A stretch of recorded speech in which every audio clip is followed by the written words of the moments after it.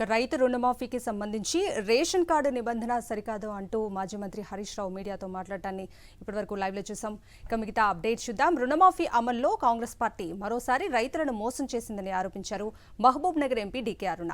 కాంగ్రెస్ మాటల గారడీ చేస్తుందని, ఎన్నికల ముందు ఇచ్చిన హామీలను తుంగలో తొక్కుతోందన్నారు. మార్గదర్శకాల పేరుతో మమా అనిపించే ప్రయత్నం చేస్తున్నారని మండిపడ్డారు. పూర్తి స్థాయిలో రుణమాఫీ చేసే వరకు ప్రభుత్వాన్ని వదలమన్నారు డీకే అరుణ. రాష్ట్ర ముఖ్యమంత్రి రేవంత్ రెడ్డి గారు తెలంగాణ రైతుల్ని మోసం చేసిండ్రు, ఇచ్చిన మాట తప్పిండ్రు. 2 లక్షల రుణమాఫీ ఏదైతే చెప్పిండ్రో వాళ్ళు ఈరోజు అన్ని కండిషన్లు పెట్టి మమ అని అనిపించేటటువంటి కార్యక్రమాన్ని చేస్తున్నారు.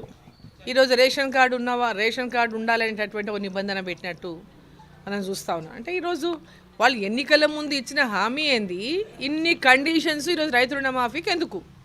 ఇచ్చిన హామీని నెరవేర్చుకోవడానికి ఆగస్టు 15 అన్నారు.